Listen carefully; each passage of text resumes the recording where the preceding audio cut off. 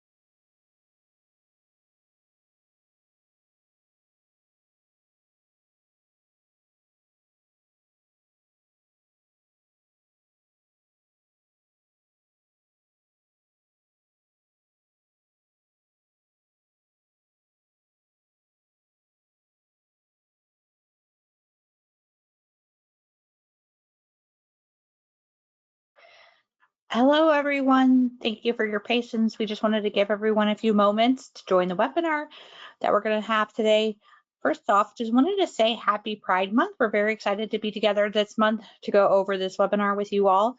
Today, we're going to be going through the Fairfax Cryobank webinar for LGBTQ plus family building with donor sperm.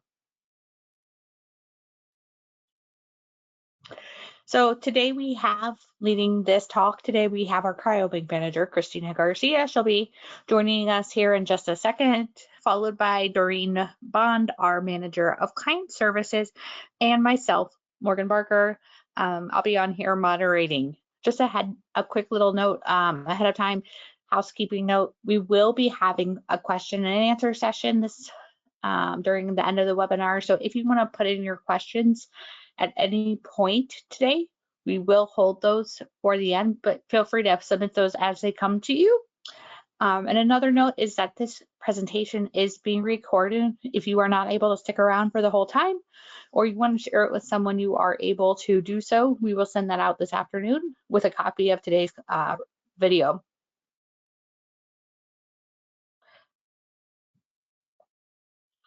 All right. All right. Thank you, Morgan. Hi, everyone. My name is Christina Garcia, and I'm the cryobank manager for Fairfax Cryobank. I would like to also thank you for attending today and happy Pride Month. So this is really special month to be doing a webinar. So I'm going to go over first our webinar goals. We're going to talk about getting started and building queer families. We're going to go over the donor screening and testing for all of our donors. We're going to choose a donor and go over their products and even go over the donor categories. A popular topic is also vial types and procedures. And then we will go over our resources and then also have the Q&A at the very end. All right, so let's get started. So I'm going to go over the basics. We typically need 3 things to make a baby. We need eggs, sperm, and a uterus. So when using eggs or sperm, you can basically use yourself, or you can even use a partner, or you can also use a donor. If you're using, obviously, a uterus involving, then you can have yourself, even a partner as well, or even a gestational carrier. So when we are building queer families, we have lots of options. So when we are building the family, we, like I mentioned, have donor eggs, donor sperm. We have known donor, or called directed donor, egg and sperm. This is when you know somebody that will be your actual donor and you are not sexually intimate partners. So, for example, like a friend. Also, we have trans individuals that can bank their eggs and sperm prior to transitioning. So on the Fairfax Cryobank side, we deal with sperm. So we deal with trans individuals who want to bank their sperm for future use, in case they want to use it with a sexual intimate partner, or if they want to use it with a surrogate, gestational carrier, etc. So this ties in with surrogacy and gestational carriers. So a surrogate basically refers to a woman who is who has a genetic link to the child. A gestational carrier is a woman who carries and delivers a child for another couple or individual, like an independent parent, or I'm sorry, intended parent. And they don't biologically have a connection to the child. And of course, our last option is adoption. This is a wonderful option to also do too as well. So in the aspect, again, of Fairfax Cryobank, I'm going to be talking about donor sperm options for your family building journey. So before we begin, I'd like to go over what a donor has to do before you can even choose a donor on our website. 1 in 200 initial applicants will become a donor. So this isn't a process that happens overnight. It actually will take about approximately 4 to 6 weeks before even a donor is accepted into the program. We have 2 approval processes, the initial approval and the final approval. Both processes needs to be approved by our DRC, which is a donor review committee. So I'm going to start off with what a donor needs to do for the initial approval. Once they are ready and they want to apply on our website, we have beaspermdonor.com. They're going to apply on the website and provide 3 to 4 generations of medical history. So it's basically a suitability and eligibility questionnaire, and it's very extensive. Once they've been approved by one of our labs, they will be invited to come into our office and then make 3 to 4 screening samples. This is to ensure that their semen quality is of good standard. And I say 4 sometimes because we just require at least 3, but sometimes, maybe they're having an off day or their specimen quality wasn't good. We'll invite them again to see if they are able to produce another good semen quality. If they do pass, then they will have to do a background check. We also have AGDP, which is the Association of Gamete Donor Providers, and this is basically to help prevent serial donors. So once a donor applies on our website, they will have a question that's saying, have you donated at a different cryobank? So if they answer yes, we will automatically reject them. This is just a system that some of the cryobanks have, and they tie in together, that we work together to see, just to eliminate the serial donor process. And of course, we always check for ID. This is a everyday process. Once a donor comes in, we make sure that we have to verify the donor, regardless if we already know him or not. So upon that, every deposit, a donor will have to fill out an eligibility questionnaire. And then when they do a medical history review, they'll complete that at the day of their interview, as well as any type of blood draws they do once they are a donor. The interview process is done with a trained staff member. So they're going to go over the whole entire program. And we want to make sure we go over all the details with them, because this is a very big commitment for them, not only during as a donor, but when they are retired, they still have to complete updated medical information or possibly do blood work after once they've retired. So it's very important that the donors are fully aware of the whole program. Also, they will go over their medical application to make sure that their answers on the medical app is to the best of their ability. For in-house photos of the donor, we actually take photos of them when they're here. They're not for public use, they're only for in-house. We do their face, full body, right to left, and their hands. We also take those pictures for the medical directors, the DRC, to actually be able to have a visualization so they can see the pictures to see if there's any type of dysmorphia or deformity, etc. The PAI, Personality Assessment Inventory. So this is the psychological screening. I believe we started doing this around 2018-ish. We started doing this for the purpose of excluding donors if there's any psychopathologies. So we actually have a licensed clinical psychologist who will help us review the screening, and they will help us give their insight about whether they should be rejected or if they need, more information, or if they should, if they're able to continue. So we will provide all of this information to the donor review committee, the DRC, and they will deem the donor if they are able to move on to the next step. They are not approved yet. They actually just simply pass the initial approval. So once they approve, then they will go to the next step for final approval. Again, they will fill out the eligibility questionnaires and medical history review. They will complete a physical examination, infectious disease testing, and genetic disease screening all in the same day. So for physical examinations, we actually contract medical professionals who follow a comprehensive exam, and we also abide by the FDA screening. They are basically looking to see if there's, if they have any type of diseases or any deformities, etc. And so they will make a notation for our DRC team. Infectious disease testing, I'll go over that, as well as the genetic disease screening. Also, we do verification of transcripts. So we verify their educational degrees, and say if they are bachelor's degree or master's degree, we'll require for them to provide transcripts. If they are just high school, I believe that we just do diplomas, or if they can provide the transcripts as well. All right, infectious disease testing. So as I mentioned, this is a requirement for our donors. We do follow FDA's requirements in ID testing, but we actually do a little bit more too. So I'm just going to go over the basics. Serological testing is blood and serum. So we do HIV 1 and 2, Hep B, antigen and antibody, Hep C antibody, CMV, syphilis, HTLV 1 and 2.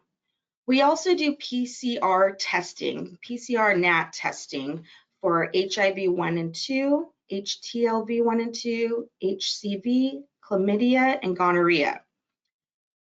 For CMV, we actually do an extraction of DNA from the semen sample just to make sure that there's no virus in the sample.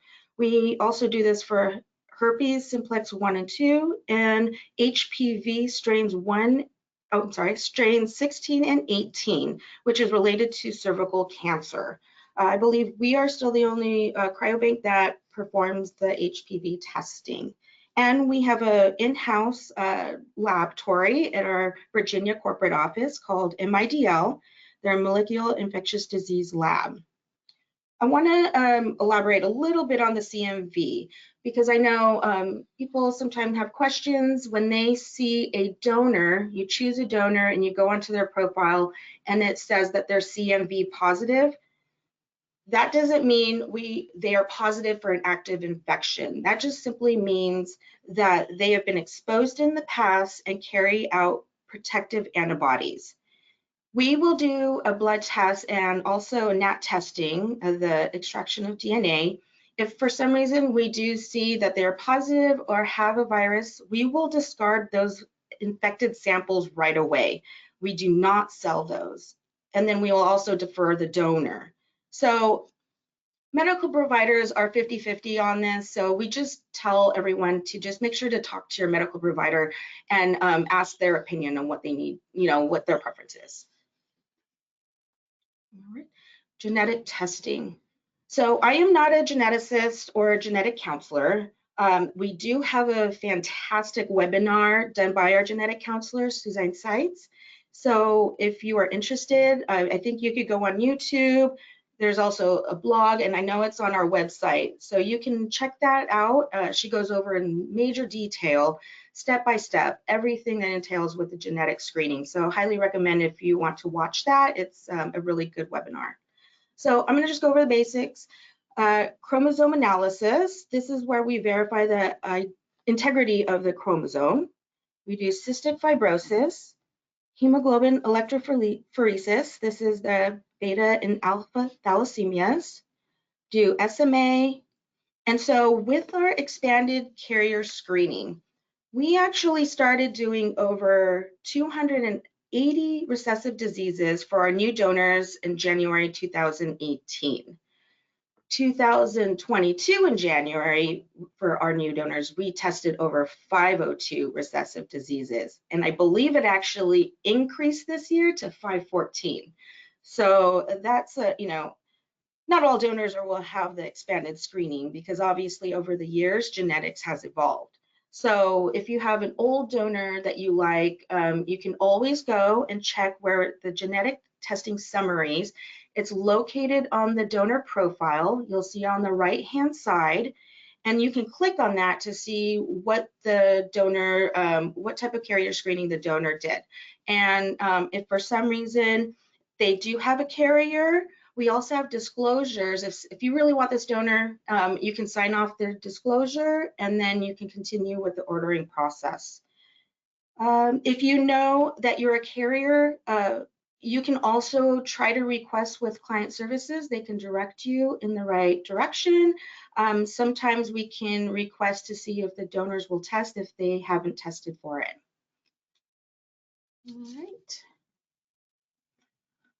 All right, so choosing a sperm donor. So this is like the fun part. And, we just tell all our clients, create a list of characteristics you value, something that's important to you. It could be their physical characteristics, ethnic background, personality, education, lifestyle, etc. Some other items that might be important are donor categories. I went over a little bit of the genetic testing and then the vial preparations, and we will go over also the types of procedures. So if you go on to our donor search, you will see that we have over 250 donors currently on our catalog. So you can use that donor search to start minimizing and choosing all the different characteristics you like, and it will, bring up the search of your donors of what ties in with your characteristics. So a popular topic, especially nowadays, is our donor categories. So we have non-ID, ID, non-ID, 2ID donors. So non-ID donors, basically, they did not agree to release their identifying information to the donor conceived person when they turn 18. So they just probably felt at the time this is, was an option for them. ID donors, on the other hand, do agree to release identifying information to the DCP when they turn 18 years old.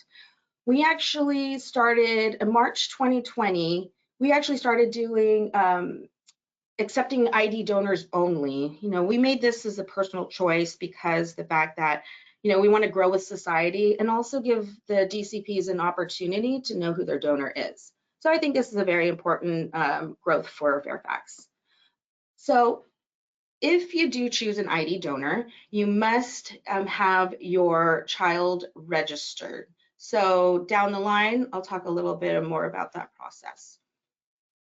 Non-ID to ID donors.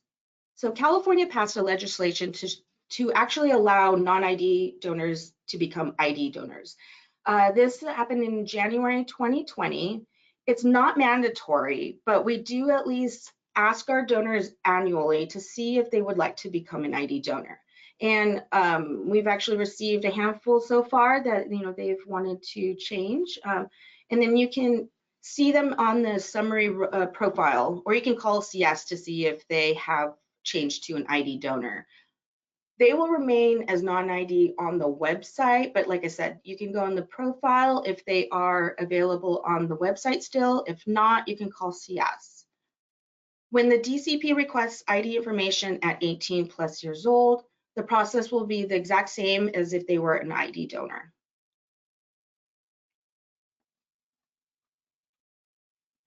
All right, so donors don't just stop where I mentioned before. They have to do additional items, and a lot of these items they process before they're put onto the web. So we're going to go over what products can help you choose a donor, and they're either free or products that are for purchase. So let's start with the free products. We have a childhood photo, summary profile. So this is basically the brief overview of a medical history and where the updates are. Staff impressions. Simply the staff, provides their impression of the donor. Donor essay. We provide the donor questions and they reply in written form. Audio clip from the donor and staff. So this is a neat tool. It's only about like maybe 1 or 2 minutes tops, but it's a brief clip of the interview process of what questions we're asking the donor, and you can actually hear their voice. We have the medical profile, and what I mentioned, the genetic testing summary, that is for free. We have a cool tool, Face Match. It's basically you can download a photo, you can download your photo, you can download a partner, a friend, anybody that you want, celebrity, and then what it'll do, it'll give the facial comparison of the donor. So they'll do a comparison of the photo and the donor, and then they will be able, it'll pull up like, facial structure, what is the closest to that donor. So not every time it's high because we all have facial features that are different, but a lot of times you'll get medium or low. So check it out. It's a fun free tool to use. Products for purchase. So we actually have the personal profile. At the very beginning, when the donor, before they're accepted, they have to do a personal profile. And this is where the extensive summary profile includes like their physical, their medical history, their family medical history to 3 to 4 generations, like I mentioned, their religion and medical updates, and therefore there's all these different updates on there, and it's a very extensive and long profile. I believe there's also some type of lifestyle questions as well. Silhouette is a blacked out side profile of the donor. The adult photos, so adult photos were actually, I believe a few years ago, we started making this as a requirement. And as of today, 56% of our donors on the catalog have an adult photo. So they will come to our office, or they will we'll set up with a contracted professional photographer, and they'll take a professional photo. So lifetime series photos are different. They aren't required. We'll ask if they want to do it. Some of them do, and they'll provide photos from when they're a child all the way up to an adult. All right, so the full audio interview. So this is what I was talking about a little bit earlier about the audio clips, but this one is actually 15 to 20 minutes or so. And this is the full audio of all the questions we're asking the donor, and they are giving their answers to us. I think it's a great tool because it's something that you can listen to. You can hear their voice, their speech, the tone, like the way they answer questions. And I just, you can get to know their personalities. To me, this is one of my favorite tools. So I highly recommend it. Personality type, they take a personality test, and they, depending, like, for example, if they're like introvert, extrovert, etc. All right, so now let's go. So this will tie in with all the products. At the end, Doreen will help me with any questions you have on, the packages that we have. So the 90-day unlimited access plans. As you can see in the first line, it says free. Those are all the products that I mentioned. If you do get the basic access, it'll include the personal profile and silhouette.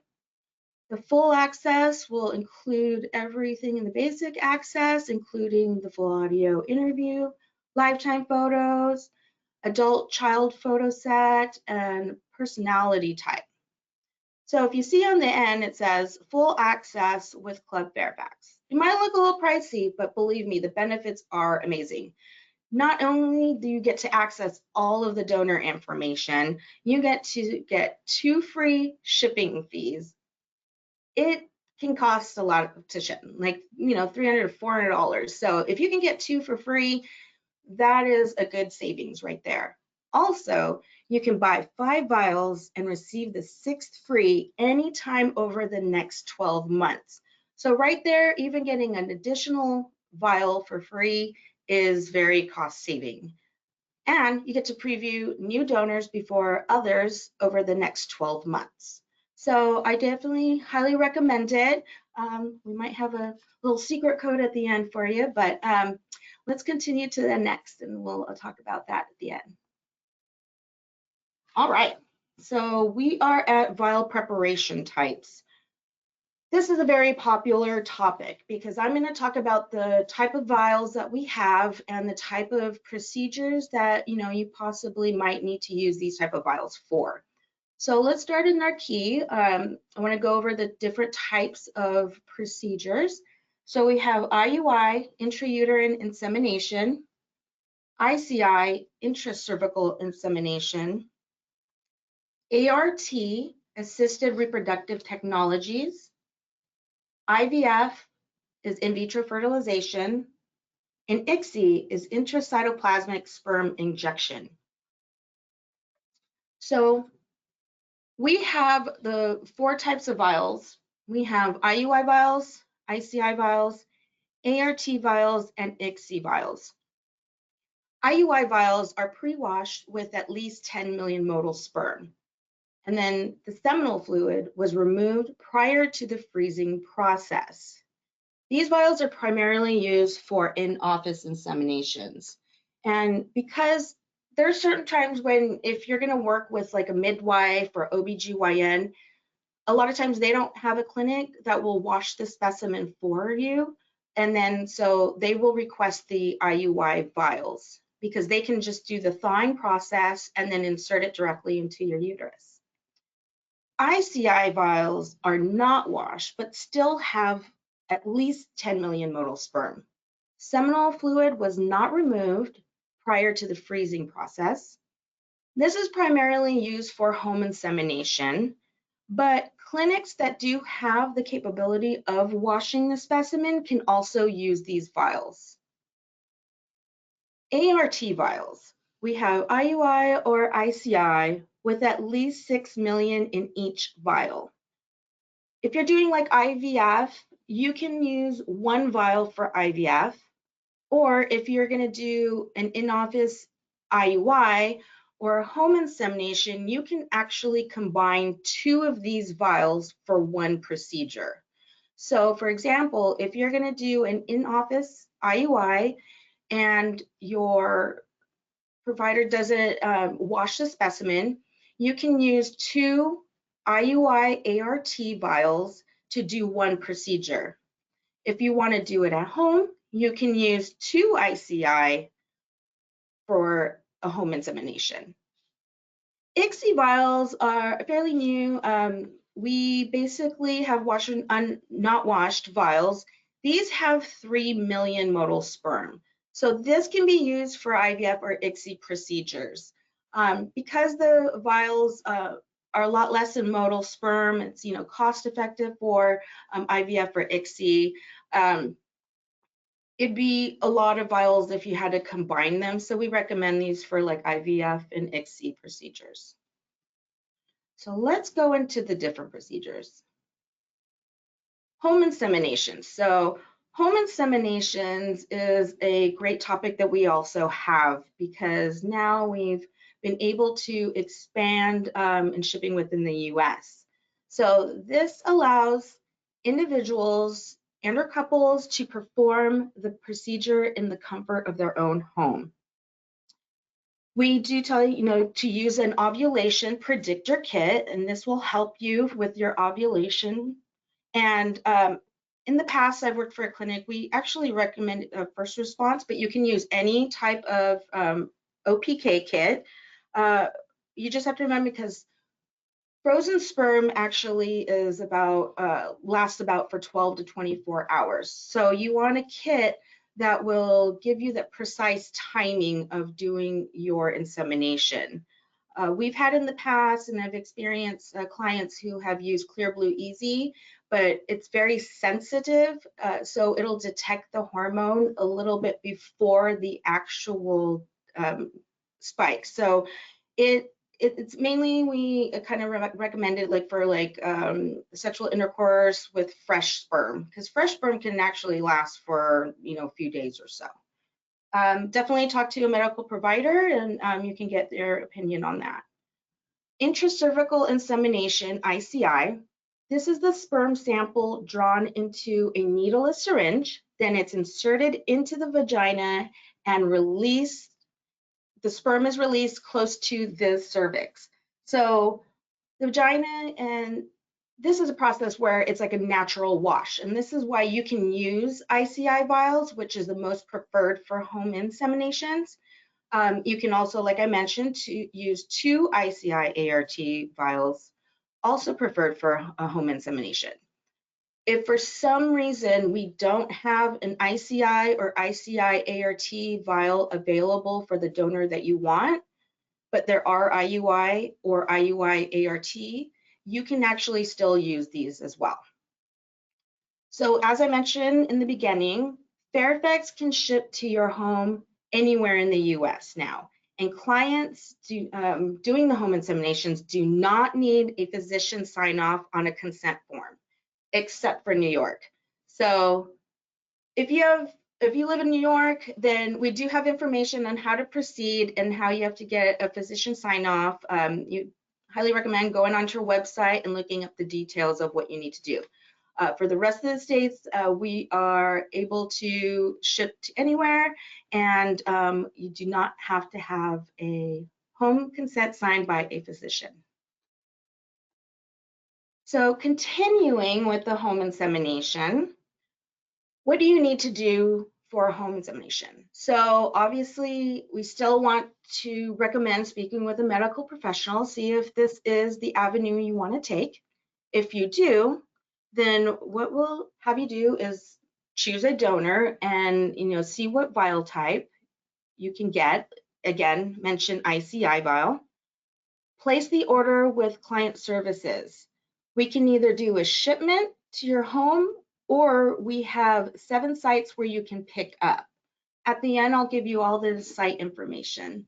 But either way, if that's easier for you to pick up or just do a shipment to your home, either one is good. Once you receive, you'll check for the paperwork, instructions, and needleless syringe. If you happen to see, the tank, everyone gets excited, but don't open the tank yet until you are ovulating and ready to begin. So that being said, once you are ovulating, ready to begin, I have 3 pictures on the left-hand side. You'll definitely want to find a comfortable space that is good for you for the next couple hours. You're going to be able to, do the thawing process, and then you'll do the insemination, and you want to lay down and raise your pelvic. There's going to be insemination instructions, but you'll want to find a place that's very comfortable for you. Also, make sure you have insulated gloves, because our liquid nitrogen vapor tanks, there's no liquid nitrogen inside, but they are extremely cold still, and this is what holds your vial. So on the top left, you'll see that you're going to want to remove the tank lid, and then you're going to want to pull out the canister, which you'll see in the middle picture. There's a tube which has your cane and vial inside. You're going to want to grab that out and then take the cane out, and then you'll see a little vial that's in the middle right there in the bottom left-hand corner. You'll want to remove that. Make sure the sperm sample matches your paperwork, and then you're going to follow the thawing and insemination instructions. So we actually have a very detailed webinar and also additional information on the website. If you click on to look at home inseminations, you'll be able to see how to unbox the or get your package and you know, do the boxing and get all the lid and canister and all that. You'll also get the insemination instructions on a webinar too, which is fantastic. So highly recommend watching that if you're interested in doing a home insemination. All right, the next procedure. So this is basically a little bit more invasive. So you're definitely going to need to talk to a medical professional because this is more of a medical procedure than doing it at home. An IUI will bypass the vaginal canal and cervix to enter directly into the uterus. So when a medical professional is doing this procedure, they're going to use a catheter, which will go into, you know, they'll thaw out the vial, they will insert it into the catheter, and then they will push it directly through the cervix and then into the uterus. So this is the reason why IUI or IUI ART vials are highly recommended, because they are already washed. Again, if your clinic has the capability of washing the specimen, you may also use ICI and ICI ART vials. This procedure basically is a higher success rate than home inseminations because you're going directly into the uterus. We also have a webinar information on our website that you can actually look at and see, you know, there's different success rates and additional information. So long story short, you're still going to discuss with a medical professional and see what your options are on an IUI. And then you can talk about the overall cost of the procedure. Many medical professionals, they'll skip the whole OPK testing, but they might do ultrasounds. They'll do an assessment and blood work, which kind of indicate if you need any medications or not. So there's a good important topics to talk about. Also, you know, what their sperm vial preference is and delivery method. Sometimes there are hospitals that won't accept delivery. We've come across that. But again, if you could pick up from one of our sites, then you can bring the specimen to them directly. But most places will accept shipments. And then also just check to see if they can wash the specimen. Excuse me. All right, so we have assisted reproductive technology procedures. So I'm going to go over the two main types, IVF and ICSI. These are the types of ART procedures. It's basically the eggs are being fertilized with sperm outside of the body. So again, this is something that you'll definitely talk to your medical professional. Usually it's either fertility or infertility specialist. So they will help guide you in seeing which direction is the best. If you don't want to do IUI or you just want to move forward with ART procedures. So in vitro fertilization, basically egg retrieval plus fertilization of eggs equals embryo transfer. So with egg retrieval, they're going to extract your eggs, then they're going to fertilize your eggs with the donor source, so the sperm donor source. So whether you have a partner or a donor, they will fertilize the eggs with the sperm, which will create the embryo. And then transfer will be placing that back into your body, whether it's yourself or partner. ART vials are preferred for this type of procedure. You may also use all types of vials because clinics can do basically whatever they want. So they can use any type of vials. This is more invasive procedures, so they do have the capability of doing what they need to do as far as the ART procedures. Intracytoplasmic sperm injection. So this is a same method. Again, it's the same of egg retrieval, fertilization of eggs, and embryo transfer, but they are injecting the sperm directly into the egg for fertilization. So ICSI vials are preferred method, preferred vial types for this because you don't need as much sperm. And with the ICSI, I mentioned it was only to like 3 million motile sperm. So they will inject directly to the egg. If you have several eggs, that means that they can just, take the sperm and then directly inject to the egg. So again, discuss with either a fertility or infertility specialist or a medical professional who can help guide you on this process. You do have your 3 different methods: home insemination, intrauterine insemination, and assisted reproductive technology procedures. So these are our main different types of procedures that you can use donor sperm with. All right, so we have family limits and registration. So earlier I mentioned about the registration process. So let's begin with the family limits. Fairfax will stop distribution when there are 25 families reported in the US.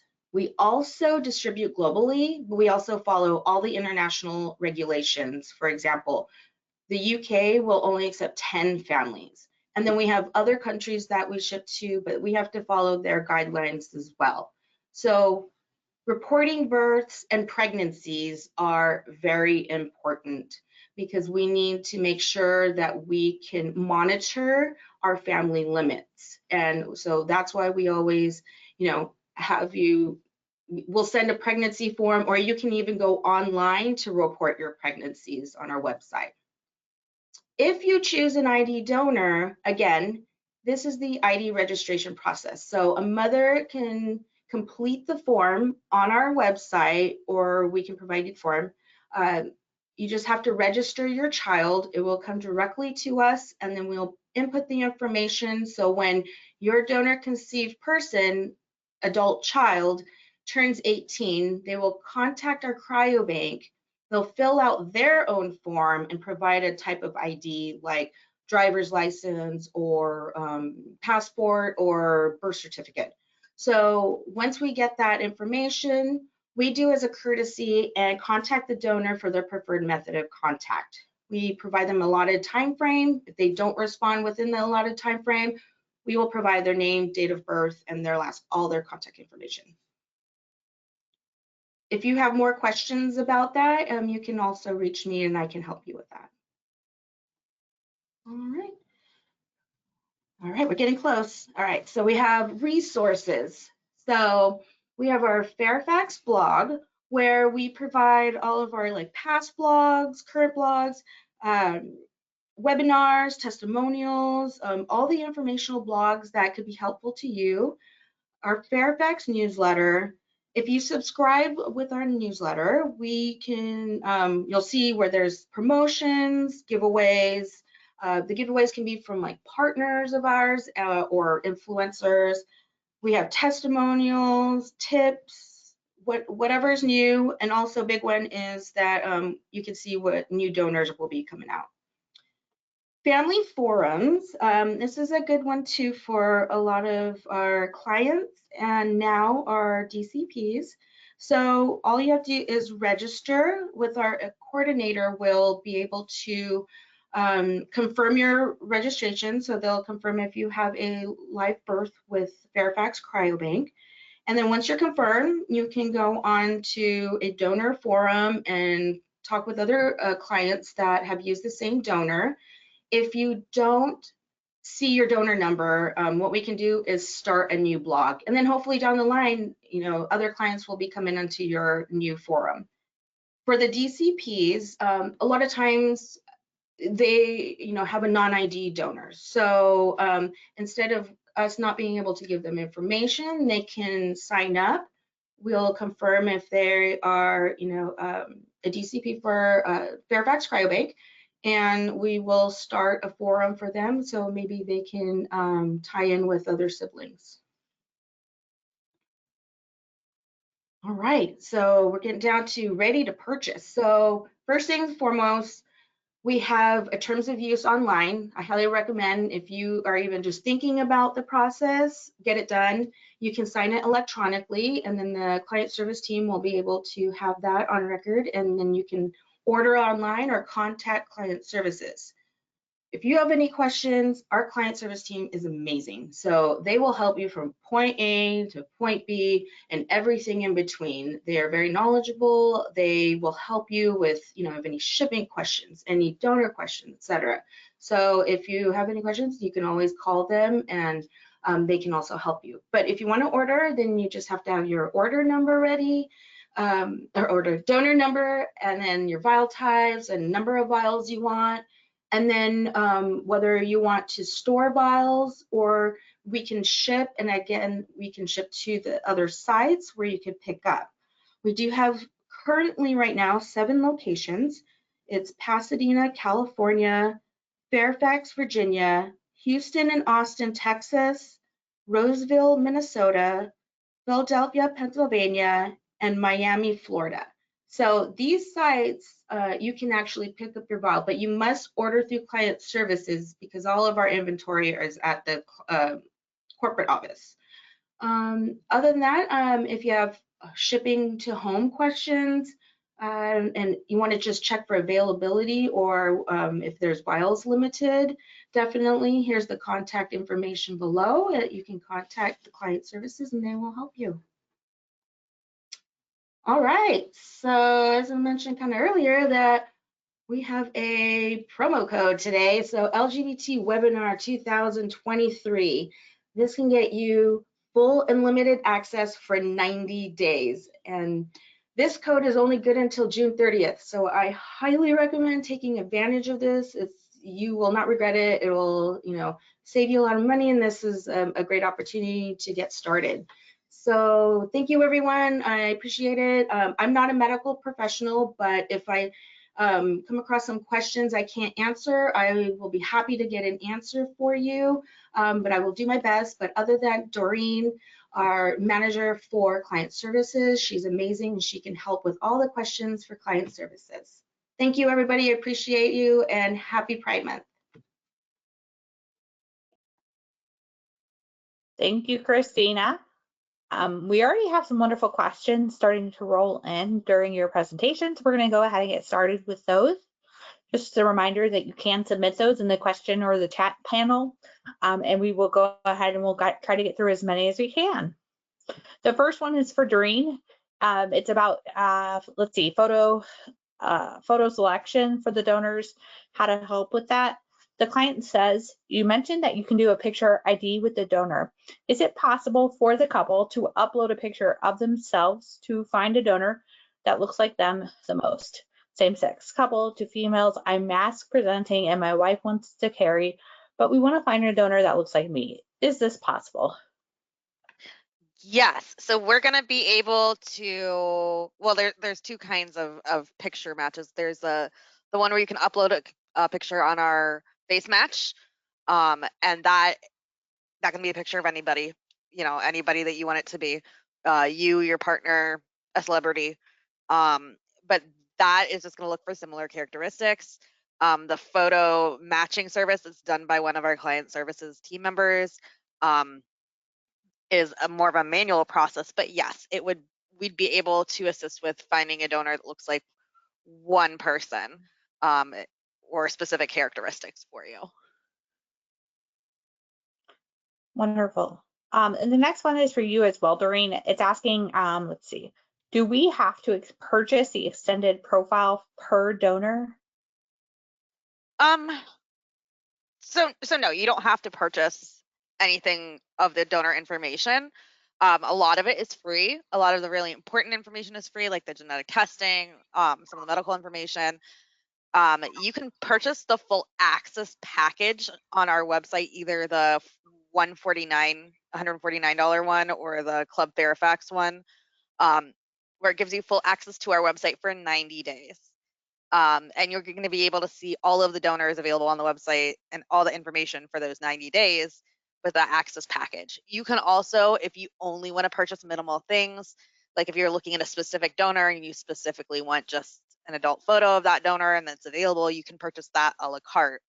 I will say that adds up really quickly if you're doing the a la carte frequently. If you're looking at multiple donors, the access package does tend to be the most cost efficient way to view all of our information. Wonderful, thank you. Next question is about vial type. They say, if I have IUI vials and decide to do IVF, can the IUI vials be used for IVF? Yes, definitely. The next one is about return policy. If we do not use all the vials we purchase, can we return them and be reimbursed?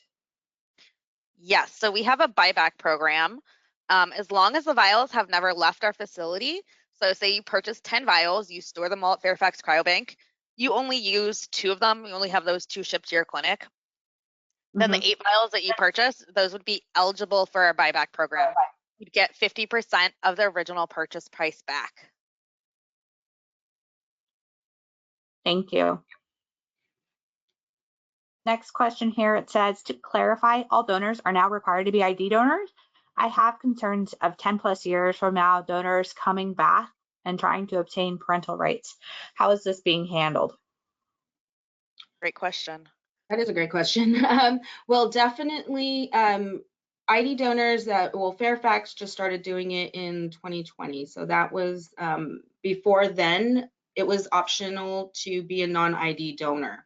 So if donors are coming to you trying to contact you and having parental rights, they can't, because they've signed an actual agreement regardless if they are non-ID or ID. So if you do come across certain situations like that, we can discuss that. I can give you my personal email, and then we can move forward with that. But all of our donors do sign paperwork relinquishing their parental rights as well, right, Christina? Yes, correct. All right, next question we see here, it says, we see a donor we like, but with no availability. We sign up for the notification. What are the chances that a donor will become available, and what are the timelines? So it's going to depend on the donor specifically. If the donor is still actively participating in our program, we are going to expect additional vials to become available. There's the FDA required 6-month quarantine period. So sometimes when a donor is still actively participating in our program, they may not have vials available at this moment because they have vials pending in the quarantine period. And that's where it comes in handy with the ID infectious disease testing, because they have to clear their infectious disease panel in order to also release additional vials. Great. All right, and then this is the final question that I'm seeing at the moment. So just one here. This is the last one here. What is the timeline for ordering this Sperm? Let's say we plan to use it on day 1. When should we order? So we ship very quickly. We have overnight shipping or 2 business day shipping, but it does only ship and arrive Monday through Friday. So all that needs to be considered when you're placing your order for shipment, when you're trying to plan that. So if you know that you want the order to arrive on Friday, with a 2-day shipping, you can have it ship on a Wednesday and arrive on Friday, or overnight shipping would have it ship on Thursday and arrive on Friday. If you have more flexibility, we also offer those 2-week tanks as an upgrade if you want to make sure that your vial arrives and you still have plenty of wiggle room to keep it in the tank until you're ready to use it. Great, thank you. That's it for questions today. Thank you everyone for being here and joining us for this webinar. We hope you have a happy Pride Month, and we'll see you on the next one. Thank you, everyone. Bye. Thank you. Bye.